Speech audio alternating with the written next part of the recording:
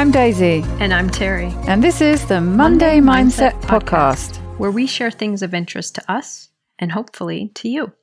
So let's get started with episode number 122. And today it is Terri's turn to share something that she has been listening to. Terri, what have you got for us today? Well, Daisy, I went back to a standby for me, which is Being Well with Dr. Rick and Forrest Hansen, the father-son duo that talk psychological talk. So I always enjoy those episodes.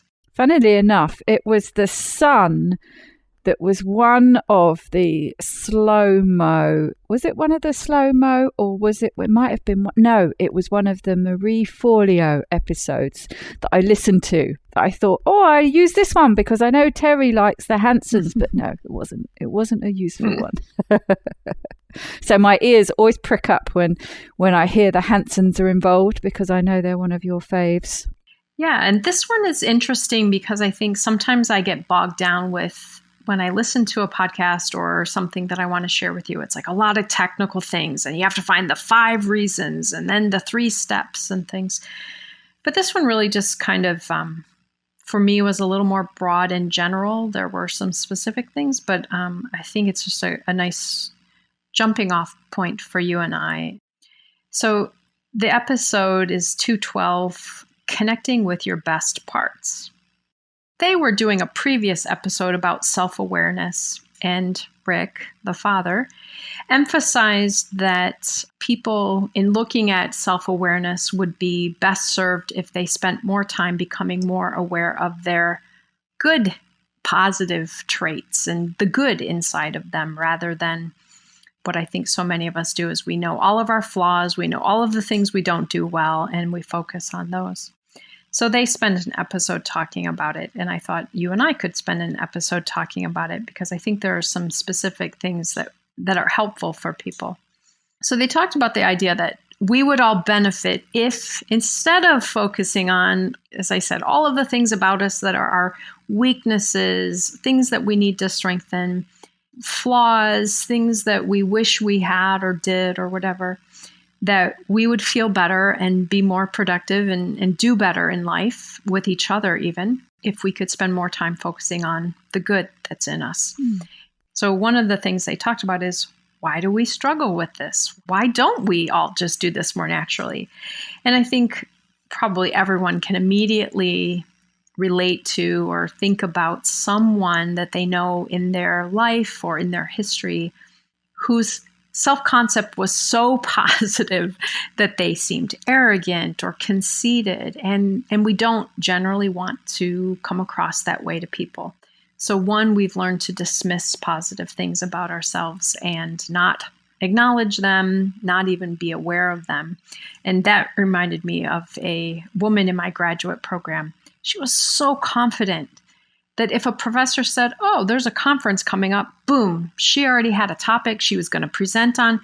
It didn't matter that it wasn't even a topic that she was necessarily knowledgeable in. She was going to do it. Whereas I would say, this topic is exactly in my area of expertise, but I don't know that I'm qualified. So I remember watching her and at some level wishing I had more of her positive sense of self. And yet also being kind of annoyed by her positive sense of self. Yeah, there's always that little part of you that hides away in the dark corner that wants to pull those people down. They talked a little bit about one of the reasons why we have a hard time, why many of us struggle with acknowledging positive and good thing about ourselves, is that we have internalized stories of us from our early days. And they were maybe someone labeled us in a certain way or described us in a certain way. And so then we started seeing ourselves in that way. Because when you think about it, and you and I have talked about this many times, but kids are sponges. They're like clay. They're very malleable. And so if you tell them you're really smart, they have a better chance of picking up on details that say that they're really smart. But if you say, you're really obnoxious and you really should just be more quiet, going to create that story and that interpretation of themselves. So that's one of the reasons many of us struggle to acknowledge positive things about ourselves. And Forrest at the end does a nice little summary of this episode, and he referred to that also as anchoring bias. So once we have this thought of ourselves, that we kind of anchor to that and interpret other data through that perception. So let's say, for example, you did horribly in a math class. Your interpretation of it might be, I'm really bad at math, versus that teacher's teaching style I couldn't relate to, and so I struggled and I didn't do well. But walking away from it, you probably interpret it as, I'm just not good at math. And then you carry that bias with you throughout your life. We also talked about the idea that some traits that are great and serve us well as adults aren't always highly valued in kids, or they come across or they manifest in kids in ways that are difficult. So let's say someone is super creative as an adult, and that means they're entrepreneurs and they have this great ability to see outside of the box. But when your kid is in school and you want them to see everything the way they're supposed to see it, that quality or trait in them starts to get squashed. We start telling them, oh, interesting, you're bad when you think like that. Don't do that. And so some of our best traits as adults are discouraged in us as kids, because either through our parents, families, teachers, other kids. So the other thing they talked a little bit about is the idea that kind of a tradition of belief that human nature is bad, that we need to drive these bad forces out of us, and that we need to be on this continual journey of fixing. And this reminded me of a guy I used to listen to years ago named Derek Rydell. And his book was called Emergence. And he talked about the idea that in the self-help world, we're basically taught that there's something wrong with us. And if we could just fix it, then we'd be okay. We'd be lovable enough. We'd be friendly enough, positive enough, popular enough, successful enough, whatever it is. And he used to use the analogy of an acorn. You know, an acorn falls out of a tree. It does not have to decide whether it's going to become a pine tree or try to make itself a maple tree. It is going to be an oak tree. All that it has, all that it will be, is already in there. It just needs to emerge. So I like this idea of looking more at our... Well, and it has to be given the right growing conditions. Absolutely. The environment being key. Just like going back to, if you're in a culture, a petri dish of a certain way of doing things, your unique way of doing things may not get reinforced or accepted. And so that trait, that willingness to take risks, might be kind of, again, squashed out of you. So they just talked in general about kind of how to do this. And I often do this or have done this with my clients when I was working as a psychologist, because I think so many of us, we have learned to identify, what do we not like about ourselves? What have we gotten negative feedback about? What do we think is not enough about us? But many of us are very squeamish about identifying our positives. I recall having clients do this. I would say, when we meet next time, I'd like you to bring a list of the positive things that you bring to a table in relationships or whatever it is. And I could see them start to squirm even just with the suggestion. And sometimes they would come back with 2 things on their list. And so we would talk about why it was that they didn't have more things on their list. And one of the examples I always would share with them is sometimes we minimize our own positives because it's not true of us 100% of the time. So someone might say, oh, I'm funny. Oh yeah, I'm going to put that on my list. I have a good sense of humor. And then they would reflect on it a little bit and they would say, you know what? Sometimes I make jokes and people don't laugh. And sometimes people find my humor kind of never mind, I'm not funny. And they just throw away that whole trait as something that they could claim. In this episode, Rick and Forrest encouraged digging in a little bit and reflecting on our skills, our talents, our efforts, our intentions, and our attributes. So it doesn't have to be just the things that we know people get rewarded for or get positive feedback for if they are the best math score or something, but maybe it's about how they treat people or how they're able to interpret things.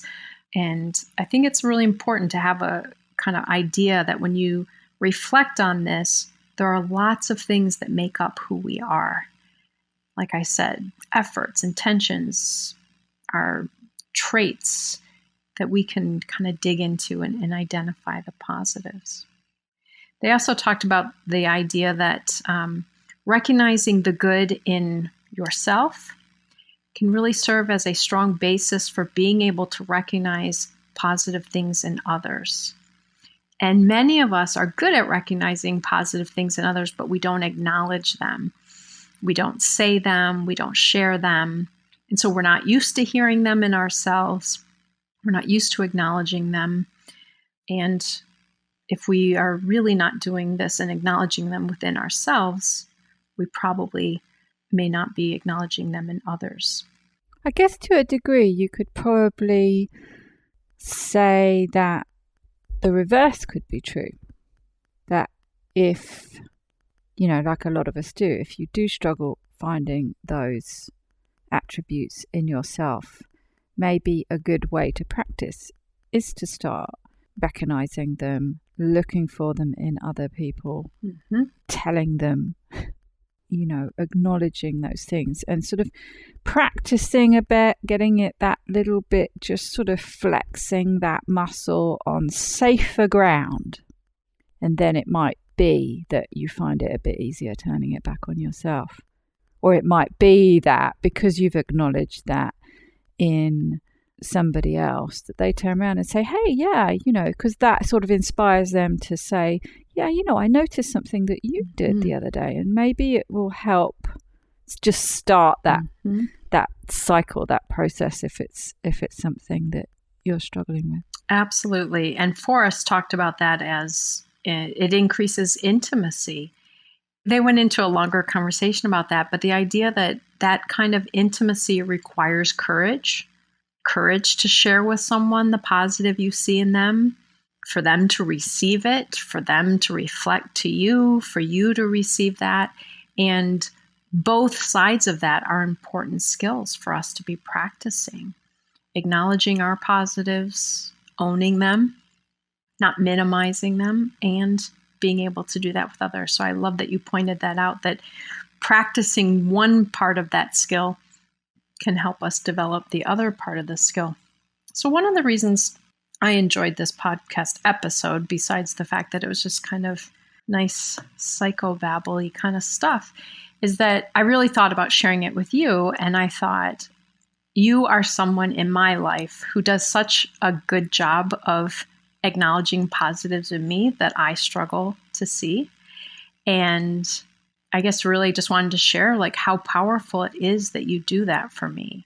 And you serve as kind of an anchoring point for me, that when I can get kind of wrapped up in the negative, the self-critical, or just, not seeing those things, that you always do it. And you don't always do it in this obvious way. You don't always just shove them at me, but you just slide them in places so perfectly. So I wanted to also share this topic with you because I wanted to acknowledge how important that is to me in our friendship, that you do that. And they refer to this as a developmental psychology term as prizing. When you acknowledge, you honor something positive in someone and you give them that feedback, it's prizing them or prizing this thing about them.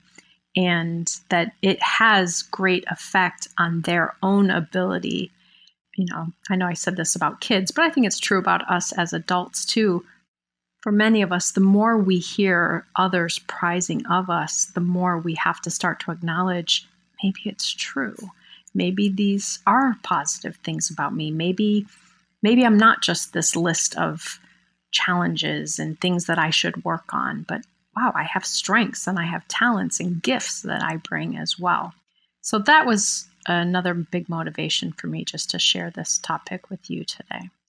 I'm so pleased and grateful to hear that, especially because I value very much for similarly the way you see in and pull things out of me that I'm often just blind to, and get me to look at some of those things that are actually positives that I kind of know that are there, but you get the blinkers on, don't you, and look at all the negatives, all the reasons why you're struggling to do something, or I'm not good enough yet to do this or that, or like you said right at the beginning, back when you were at college, and it was this would be perfect for me, this is my subject, but I don't feel like I'm qualified enough yet to do it.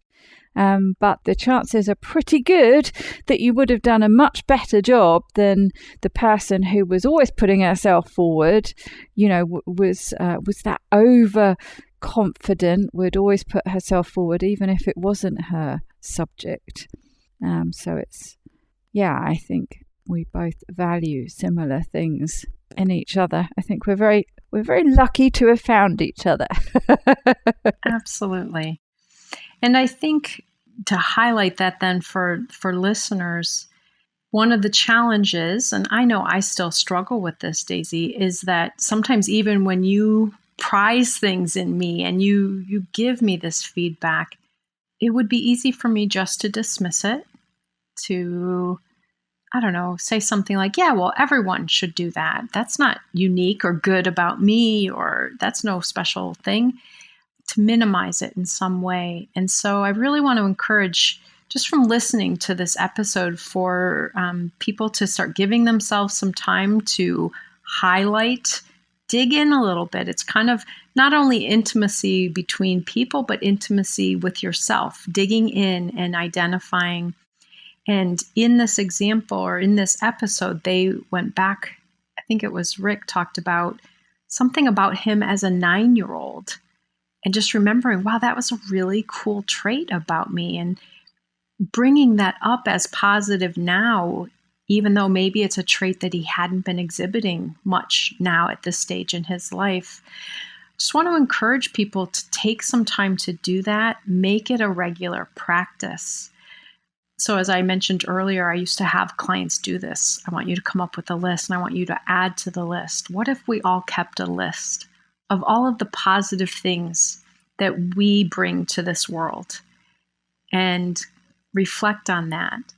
Because I know so many of us, and I know in my work currently, people often quickly introduce themselves and start telling you all the things that they're not good at doing, the things they need to fix about themselves, and things that they can't do. I just wish with this episode that people try and turn that around. Start talking about the good that's in you, the traits that you appreciate about yourself, the things about yourself that you enjoy and like seeing and want others to see. Because I also think the more we can honor them about ourselves, the more we can show them to other people. Because as they're valued, we take that risk to engage those parts of ourselves even more. So I hope, even though this was not an episode that had a lot of go do this and do this and do this, that it will inspire people to start shifting this way of seeing themselves. Yes, and there are things you can do. And coming back to that point that I mentioned earlier about practicing on other people, and it just brings to mind an example. I was walking back one day from the sea, and it was in the morning. It was a weekend, so it was a bit later than usual, but it was, mid-morning or something. And I was following two very, shall we say, racily dressed young ladies who were, yes, they had quite skimpy clothes on and were getting looks from everywhere. They were really dolled up, and they looked fantastic, but kind of a little bit out of context, bearing in mind this was, it was a lovely sunny day, but it was, 10:30, 11 o'clock in the morning, and they just looked a little bit out of place. So they were getting lots of looks. And but I was walking behind them and just thinking how fabulous they looked, and I could see that they kind of had that confidence of youth and their beauty, but they were sort of, with each step and each look, you could kind of see they were getting knocked a little bit. So I went up to them and I said, I'm being terribly nosy here. I said, but you both look fantastic. Where are you off to? And they were just about to get on a train to London, and they were going to some amazing festival or something, where, of course, if you took them from where they were now, and soon as they got there, contextually, they would fit in absolutely perfectly. But where they were in that attire was just, they were getting all sorts of different looks from people. And just sort of having that conversation was a little moment of connection, but I could also see it just kind of served to remove a few of those knocks that seem to be happening. Do you know what I mean? Mm-hmm. It just sort of boosted them a little bit, reminded them about where they were going, and just sort of take away some of those, slightly judgy looks they were getting or whatever. So I think we should never be afraid to, if somebody's caught our eye because they look fantastic, especially maybe if they do look a bit out of place, is to go up and say they look fantastic. Why not? I can remember when someone stopped me in the street one day and said how wonderful they thought my outfit was, and it made my day. So never be afraid to speak your mind when you're thinking something particularly positive and admiring about somebody else. Why not go up and tell them? So interesting that you used that example. And I think that is a great thing to be able to give them that feedback. In this episode, Rick and Forrest also talked about a little bit around a concept of kind of seeing the cultural water that we are swimming in, and that this helps us see or not see positives about ourselves and about others. So this example, and they used a story, Rick used a story about two fish were swimming, and one said to the other, "How's the water?" And the answer was, "What water?" Because they aren't even aware that they're in it anymore. Mm-hmm. And so if you had only stuck with seeing these two women based on the cultural water in which you were swimming, there wasn't anything positive to see, because they didn't fit, and you were willing to see beyond that and find the positive and share that with them. I think the other thing that I was thinking as you were talking, and something really valuable that I've learned from you is, and when people are sharing that more negative attitude about themselves, is not to, and we have spoken about this, I think, in previous episodes, is not to just dismiss what they're saying by countering it with positives, because that's often your first reaction, especially if it's a friend who's talking in that way.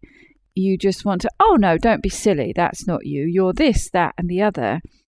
The danger with doing that is that the person who's speaking doesn't feel heard. The trick and the skill is sort of gently acknowledging that and steering around it to tease out that positive, but get to a place where you're teasing the positive out from them. Mm-hmm. It's them who, you get them to pull it out of themselves rather than you just throw it at them, because it's harder to take when you just say, no, don't be silly. You're not like this. What about this amazingly positive thing about yourself? It's really hard to take because, no, I came to you in a negative frame of mind and I can't hear the positive bit, even though maybe what you're saying is true. So it's something a really valuable thing, I think, that I've learned from you. And it's still something that I quite often struggle with because I want to get in and fix it. And no, you're not like that. It's like this. But actually, you need to start from where they are. I think my therapist helps me with that as well. And she says, this trait that you're talking about, it may not be your favorite trait about yourself, but it's not a unlovable part. It's not it's something you're continuing to work on. Whereas I think a lot of us tend to get so focused on those that it's like, well, this is what's wrong with me and I don't do this right and this is a negative about me, versus, that is not a strength of yours. Okay, big deal. Let's look at the things that are and let's figure out ways to work with this part that's not. Yeah, I think you've really highlighted the flip side of this, of not only seeing the positives in yourself and acknowledging it and being in touch with that within yourself, but also doing that with others and allowing them to hear your feedback and you to prize them and to accept their prizing of you. So thank you, Daisy, for the prizing of me that you do. It's very helpful. And I think it's so important what you said about children. And, I can remember my sister, I think it was creative writing, but because she didn't do it in the way that they were supposed to, quote unquote, do it at school, she got put down by the teacher, and she's very, very sensitive, and that was right, don't want to do that anymore. And or it might have been her art, I think. I can't remember, but I think what you said is so important about things that are valued so highly often as adults and not so much are seen as being precocious or outside the norm that is how they're supposed to be at school or in the peer group or whatever it is. And those things that would be so valued 20 years down the line get, squashed and squeezed and, pushed out when they should be encouraged. They get seen as negatives. So my creativity gets seen as a negative to me, or my imaginativeness. I just see it as I'm not paying enough attention in school. And And then we spend all this time and effort trying to get it back again. That's right. That's right. That's right. Well, what an interesting conversation. I thoroughly enjoyed that. Very good. As always, you come up with. I like it when you have episodes that you take that is just sort of a germ of an idea or something that you say that is difficult it's a bit slippery, you can't really get a good grasp on it or whatever it is, but it's just more of a conversation starter, and you pull from some of your experience as a therapist and your past in training and things like that, and it always makes, for me, a very interesting episode. So thank you for sharing of yourself. Well, thank you. And thank everyone for listening. And we will look forward to being back. Take good care, everybody. Have a very wonderful week.